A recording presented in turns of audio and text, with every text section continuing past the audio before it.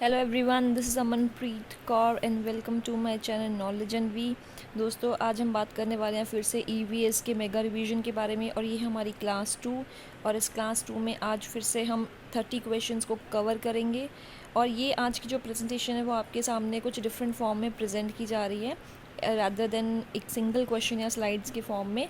सो अगर आपको ये सही लगे, आपको प्रेजेंटेशन अच्छी लगे, तो अपने फीडबैक ज़रूर दीजिएगा कमेंट बॉक्स में, ताकि हम अगर यही स्टाइल से सही रहा तो हम आगे से इसी स्टाइल को हम फॉलो करेंगे। तो चलिए शुरू करते हैं आज का सेशन पसंद आए तो लाइक, शेयर और सब्सक्राइब चैनल को ज़रूर कर लीजिएगा जिन्होंने अभी तक नहीं किया हुआ। तो चलिए शुरू करते हैं आज का सेशन। तो जी हाँ, हमने 20 क्वेश्चन जो थे वो हमने कवर कर लिए थे अपने जो लास्ट सेशन था। तो अब हम करने वाले हैं अपने ईवीएस मेगा रिवीजन पार्ट 2 को शुरुआत, और जिसका क्वेश्चन नंबर है 21। अब क्वेश्चन है आपका, chlorofluorocarbons which are causing depletion of ozone layer are used in. वो कहाँ कहाँ यूज़ की जाती हैं? तो आपका सही आंसर इसके लेगा वो फायर एक्सटिंग्विशर्स में यूज़ की जाती है और बेसिकली रेफ्रिजरेटर्स में यूज़ की जाती हैं। Question number 22, every year world forestry day is observed on.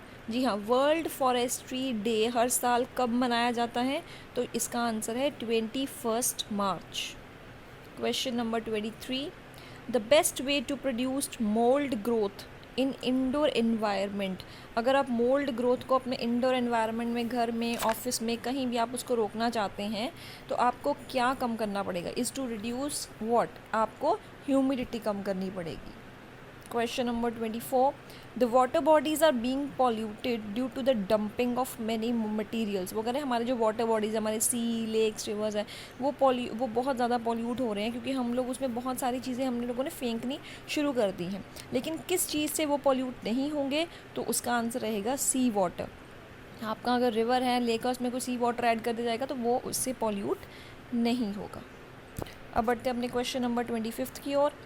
Smoke is the poisonous mixture of. जी हाँ, ये बहुत ही इंपॉर्टेंट क्वेश्चन है और बहुत कॉमन क्वेश्चन भी है। बहुत बार पेपर्स में ये पूछा गया है that smoke is the poisonous mixture किसका है?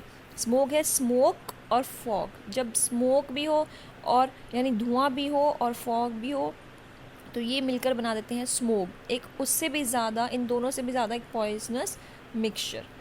Question number 26, incineration is the process of reducing volume of waste by burning at. जी हाँ, उन्होंने कहा इंसिनरेशन एक तरह के प्रोसेस होता है जिसमें हम रिड्यूस करते हैं वॉल्यूम ऑफ वेस्ट। अगर वेस्ट इतना ज़्यादा है तो हम उसे ना बेसिकली कह सकते हैं आपके इंसिनरेशन का मतलब होता है जब हम मेडिकल वेस्ट को ना हम बर्न करते हैं बिग फर्नेसेस में। तो देखिए, जब बर्न करेंगे तो ऑब्वियसली उस वेस्ट का जो वॉल्यूम है वो कम हो जाएगा।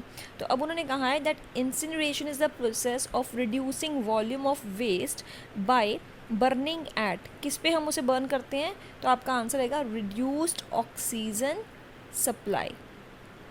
Question number 27, release of asbestos by industries in the environment can result in. वो कह रहा है जो एस्बेस्टॉस रिलीज़ की जाती हैं बाय द इंडस्ट्रीज़, हमारे इन्वायरमेंट को जो पॉल्यूट करती हैं, उससे हम लोगों को क्या इफ़ेक्ट हो सकता है? तो आपका आंसर होगा रेस्पिरेटरी प्रॉब्लम्स। जी हाँ, हमें इनसे रेस्पिरेटरी प्रॉब्लम्स हो सकती हैं जब हम इस पॉल्यूटेड एयर को इनहेल करेंगे। Next question number 28, dioxins are released in the environment on burning of. जी हाँ, डायक्सिन्स जो हैं ये क्या होता है? ये एक तरह का ना कह सकते हैं that it is a highly toxic product है जो कि प्रोड्यूस किया जाता है इन सम ऑफ द मैन्युफैक्चरिंग प्रोसेसेस, आप कह सकते हैं लाइक पेपर ब्लीचिंग वगैरह में। तो बेसिकली ये कब रिलीज़ होता है? जब हम किसी भी प्लास्टिक को बर्न करते हैं। आपने देखा होगा, आप किसी भी जब प्लास्टिक को बर्न करते हो उसमें से अजीब तरह सी फ्यूम्स निकलते हैं, अजीब से स्मेल आती है, तो वो तो हमारे इन्वायरमेंट के लिए सबसे बुरी है ना। सो वो होते toxins. Question number 29, the forest conservation act 1980 was amended in. जी हाँ, जो फॉरेस्ट कंजर्वेशन एक्ट 1980 में बना था उसमें कुछ चेंजेस करके उसे कब अमेंड किया गया था? तो आपका आंसर होगा 1988।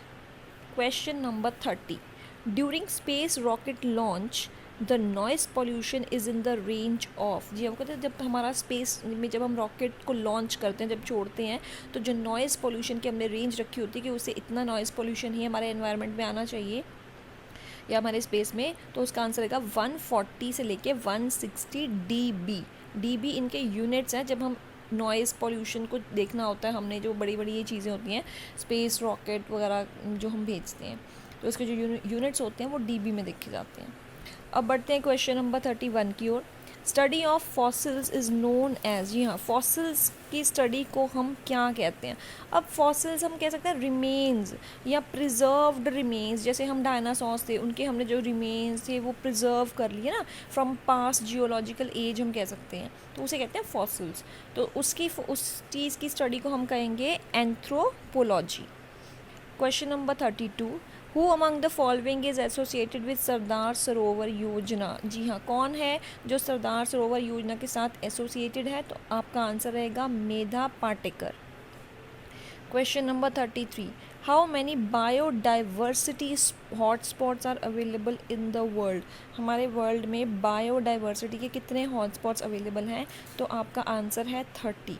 अब बायोडाइवर्सिटी को आप बेसिकली कह सकते हैं कि variety of plants and animals living in the world और इन अ पर्टिकुलर हैबिटेट, कि देखो हमारे जो वर्ल्ड है उसमें अलग अलग तरह के प्लांट्स और एनिमल्स हैं, राइट। यहाँ कोई है जो अपने पर्टिकुलर हैबिटेट में रहते हैं, कोई लैंड पे रहता है, कोई वाटर में रहता है, right. So variety of plants and animals, उसे हम बायोडाइवर्सिटी कह सकते हैं। तो ऐसे हमारे यहाँ पे वर्ल्ड में टोटल कितने हॉटस्पॉट्स हैं? तो उसका आंसर है 30। Question number 34, which of the following is also known as Congress grass, जी हाँ, आपने बहुत, ये इंडिया में बहुत कॉमन है, आपने देखा होगा हमारे घरों के बाहर थोड़ी सी बारिश पड़ती है और एक ग्रास सा हो जाता है जिसे हम कांग्रेस ग्रास कहते हैं, उसको फिर हम अगर काट दें वो फिर से हो जाता है। तो अब उसने उसका साइंटिफिक नेम पूछा है, तो उसका साइंटिफिक नेम है पार्थेनियम, जी हाँ, तो आपका आंसर रहेगा Parthenium. Question number 35, vegetables grown by organic farming, जी हाँ, ऑर्गेनिक फार्मिंग आपको पता है जिसमें कोई पेस्टिसाइड्स, कोई इंसेक्टिसाइड वगैरह को हम यूज़ नहीं करते, बिल्कुल ऑर्गेनिक तरीके से हम, जिसमें हम अपनी फ्रूट्स एंड वेजिटेबल्स उसे ग्रो करते हैं। So vegetables grown by organic farming are considered safe because dash is not use during the cultivation. तो ये बहुत ही ज़्यादा ईजी क्वेश्चन है कि उस टाइम हम उनकी कल्टिवेशन के टाइम पे हम उनमें क्या यूज़ नहीं करते, तो हम उनमें पेस्टिसाइड्स यूज़ नहीं करते।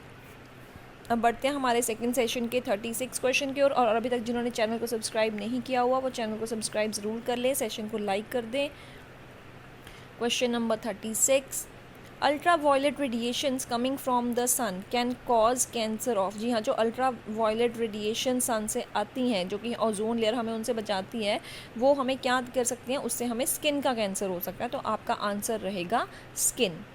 Question number 37, lowest level of atmosphere, जो एटमॉस्फेयर का सबसे ज़्यादा लोवेस्ट लेवल है बेसिकली जिसमें हम लोग रहते हैं, वो आपका आ जाएगा stratosphere. Question number 38, carbon dioxide in the air amount to about, जो कार्बन डाइऑक्साइड है उसकी क्या परसेंटेज है एयर में? That is 0.03%। तो आप ये जो ग्रीन हाउस की गैसेज है ना, उन सब की परसेंटेज ज़रूर पढ़ के चल जाइएगा, हो सकता है ऐसा कोई क्वेश्चन वहाँ पे वो बन के आ सकता है, चांसेस कुछ भी हो सकते हैं। वो CBSE की तरफ से जब उन्होंने पेपर सेट करना है तो आप ये मत लेके चलिएगा पुराने वाले क्वेश्चंस वही रिपीट होंगे, कुछ नया भी ऐड हो सकता है, तो हमें हर तरह की तैयारी करके चलना पड़ेगा। So question number 39, major air pollutant emitted by vehicles is dash, जो व्हीकल से बेसिकली जो एयर पॉल्यूटेंट निकलता है उसे हम क्या कहते हैं? तो आपका आंसर रहेगा lead. Question number 40, largest population in the food chain is of वगैरह, हमारी जो फूड चेन है उसमें सबसे ज़्यादा क्या चीज़ें होती हैं? लार्जेस्ट पॉपुलेशन किसकी होती है? तो वो होती है हमारी प्राइमरी कंज्यूमर्स की। Next question number 41, excess of fluorides in water cause, जी हाँ, फ्लोराइड्स एक तरह का हम कह सकते हैं केमिकल कंपाउंड है जो कि पानी में नहीं होना चाहिए। अगर वो उसकी मात्रा ज़्यादा बढ़ जाएगी तो वो ऑब्वियसली वो हार्मफुल होगा, तो अगर वो ज़्यादा हो जाएंगे तो उससे हमें हो सकती है बोन डिजीज़ेस, हमारी हड्डियों को प्रॉब्लम आ सकती है। Question number 42, Ramsar conservation is related to, जी हाँ, जो रामसर कंजर्वेशन है ये चीज़ जो है ये किसके साथ रिलेटेड है? It is basically related to wetlands. और ये बेसिकली ये जो है ना रामसर, इट इज़ नेम्ड, हम कह सकते हैं that it is named after the city of Ramsar in Iran. तो ये रामसर के मतलब it is named after the city of Ramsar in Iran, ये बेसिकली ईरान में उनका नेम हुआ था after the city of Ramsar. Question number 40, sorry यहाँ पे एक प्रॉब्लम हो गई है, वो क्वेश्चन नंबर 43 मिस हो गया है, कोई बात नहीं, हम उसको नेक्स्ट टाइम पे ज़रूर कवर कर लेंगे। अब बढ़ते हैं अपने क्वेश्चन नंबर 44 की ओर। The biggest energy source for the earth is, जी हाँ, हमारा जो बिगेस्ट एनर्जी सोर्स है हमारी अर्थ के लिए सबसे ज़्यादा सोर्स ऑफ एनर्जी क्या है? सन। जो जैसे हम सन से सोलर एनर्जी मिलती है, तो बिगेस्ट सोर्स हमारा सन है। Question number 45, mangrove vegetation is found in, जी हाँ, जो मैनग्रोव वेजिटेशन है वो बेसिकली आपको कहाँ देखने के लिए मिलेंगी? तो आपका आंसर होगा Sundarbans.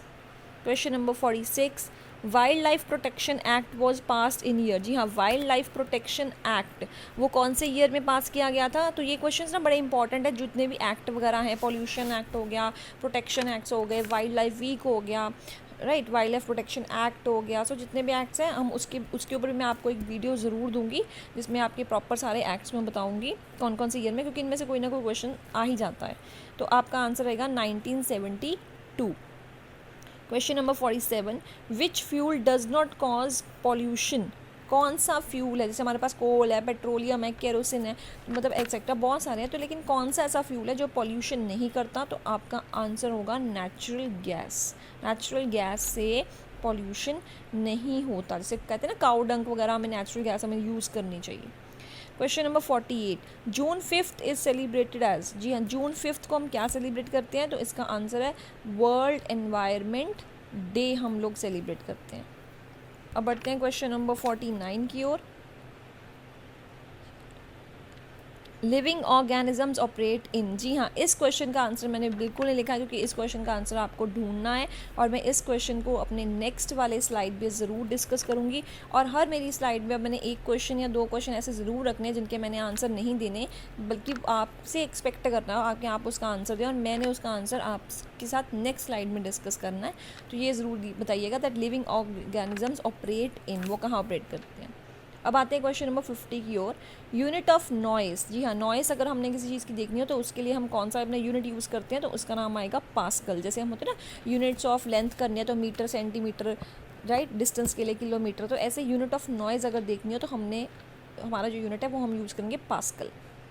Question number 51, an environmentalist, जो एनवायरनमेंट के लिए काम करते हैं, an environmentalist associated with Chipko movement, जो एनवायरमेंटलिस्ट जो कहते हैं चिपको मूवमेंट के साथ एसोसिएटेड थे, उनका क्या नाम था? तो आपका लाल होगा सुंदरलाल बहुगुणा। और इसके ऊपर मैंने जो मेरी EVS के आपको जो पुरानी स्लाइड्स हैं आप उसमें से देख सकते हैं, जो प्लेलिस्ट में आपको मिल जाएंगी, उसमें चिपको मूवमेंट के बारे में पूरी information along with the picture of Sunderlal Bahuguna आपको दी गई है और उसमें क्या था वो भी सब कुछ बताया गया। तो एक बार जिन्होंने चिपको मूवमेंट के बारे में देखना हो वो उस प्लेलिस्ट में से मेरी वीडियो को चेक कर सकते हैं।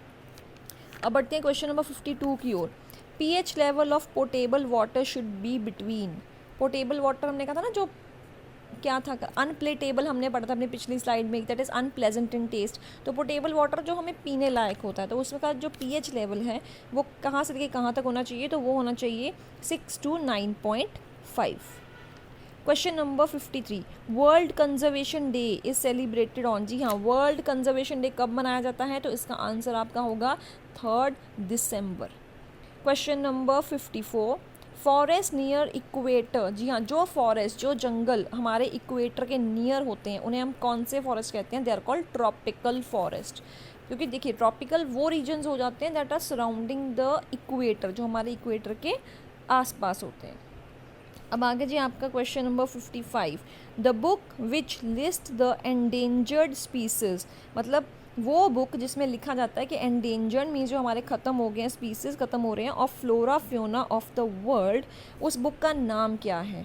देखिए फ्लोरा और फ्योना बेसिकली ना, ये बात रखिएगा, जो फ्लोरा है वो इट कंसिस्ट ऑफ, हम उसमें बात करते हैं प्लांट लाइफ के बारे में, और जो फ्योना है उसमें हम बेसिकली बात करते हैं एनिमल लाइफ के बारे में। तो उन्होंने कहा है ऐसी कौन सी बुक है जिसमें लिस्ट किया गया एंडेंजर्ड स्पीसीज जो ख़त्म होने के कगार पे खड़े हैं, फ्लोरा के हो या फ्योना ऑफ द वर्ल्ड, तो उस बुक का नाम है रेड डाटा बुक। हम रेड डाटा बुक में हम लोग नहीं, मतलब जो भी इसके साथ एसोसिएटेड है वो काम करते हैं, जो लोग हाई अथॉरिटीज़ पे हैं वो इसमें नोट डाउन करके रखते हैं कि हमारे कौन से जो स्पीसीज़ हैं, चाहे वो प्लांट्स से रिलेटेड हो या एनिमल से रिलेटेड हो, कौन से हमारे जो ख़त्म होने के कगार पे आ गए हैं। तो ये थे हमारे 20 questions of EVS mega revision part 2 for CTET 2020। Session पसंद आया हो तो लाइक शेयर ज़रूर कीजिएगा और इस सेशन के बारे में अपने फीडबैक ज़रूर दीजिएगा कि आपको इंडिविजुअल क्वेश्चन वाली स्लाइड वो आपके लिए ज़्यादा बेटर है, या इस तरह से आपको अगर करवाया जाए तो वो ज़्यादा बेटर रहेगी। तो जिन्होंने अभी तक चैनल को सब्सक्राइब नहीं किया हुआ वो चैनल को सब्सक्राइब ज़रूर कर लें। तो जी हाँ, this is knowledge and we. Do subscribe the channel, do like it. कोई फीडबैक हो तो वो ज़रूर दें, शेयर ज़रूर करें जो और लोग सीटेट की तैयारी कर रहे हैं, तो ताकि उन्हें भी हेल्प मिल सके। तो this is Amanpreet Kaur signing off.